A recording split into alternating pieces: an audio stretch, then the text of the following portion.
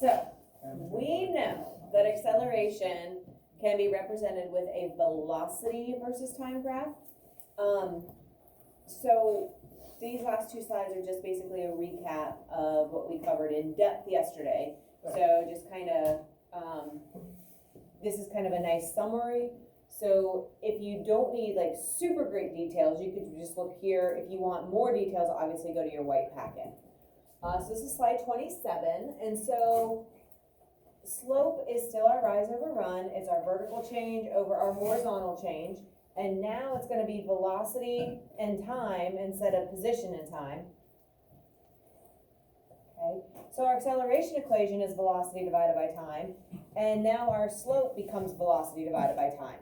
So that's why now, you know, this line is giving us acceleration, when before the line was giving us our velocity, right? So even though it has velocity as one of the labels, the line is not velocity. The line is acceleration. So make sure you're looking at what matches. Those two variables match the acceleration equation, making that line acceleration. Okay, so there's some main things that you have to pay attention to. You have to pay attention to the sign. Is it positive or negative? You have to pay attention to like how steep it is. The steeper it is, the more acceleration you're going to have. And then finally, is it straight or is it curved, right? Straight means constant, curved means changing, just like it did in our other types of graphs. So that's kind of the main idea with these graphs as well. So positive is pointing up, speeding up. Negative is pointing down, means it is slowing down.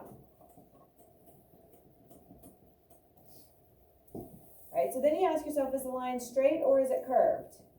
So straight is that constant acceleration, curved is a changing acceleration. We looked at examples of both of those yesterday.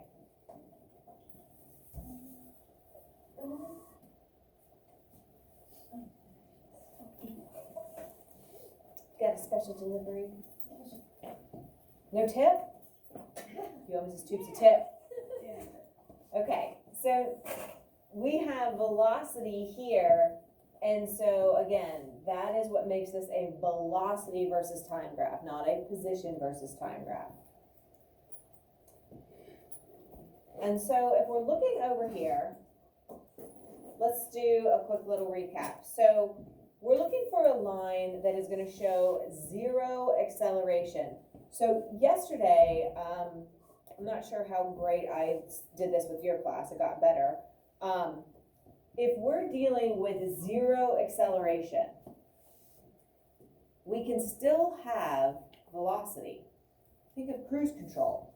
Even if I'm going 100 miles per hour on cruise control, which would be totally unsafe and I would not do, hypothetical only here.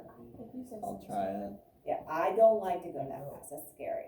So, 100 miles per hour with the cruise control set, I have velocity. Definitely have velocity because I'm going at such a fast speed, right? But I have no acceleration because I'm not speeding up, I'm not slowing down, and I'm not changing my direction. And because of that, that means that I have velocity, but I really have zero acceleration. So sometimes people get confused and they're like, well, zero acceleration would be zero motion.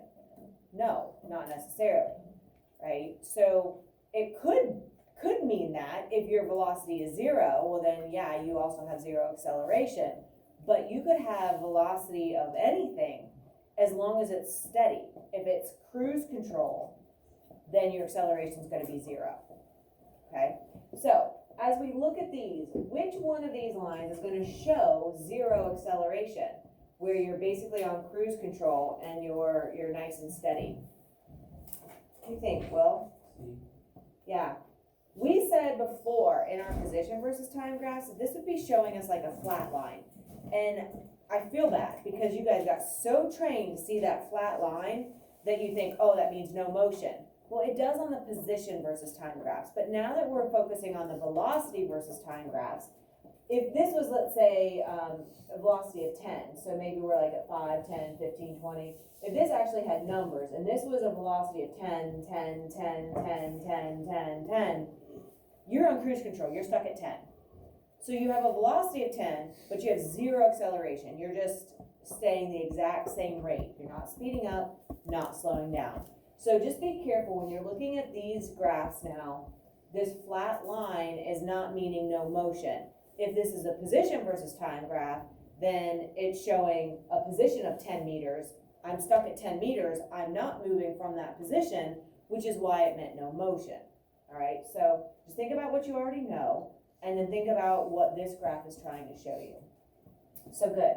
0 acceleration is the same as like cruise control or, constant velocity. Those two things are interchangeable.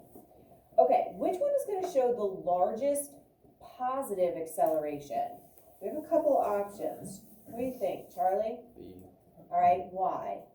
The steepest line. Genius. It's steeper. And by the way, don't forget vocab quiz and then that acceleration thing. Let me know if you have questions, but probably like by tomorrow, absolute latest Thursday. Okay. Show me which one has a negative acceleration. Where are we going to see a negative? Stewie. A. Why? You're right. You look panicked like, shoot, messed up. Why? Why'd you pick A? You did it so quick and easy. It's been done. Another genius. All right, so obviously we're left with one answer, but which one makes the most sense? What do you think, Rory? Yeah, so it's not as steep, so it's a lower slope, meaning it's a lower acceleration. Any questions? Okay, let's see how good you guys are. We have a Blooket. I showed you, I think, yesterday that this Blooket is one of your unit links that you can access.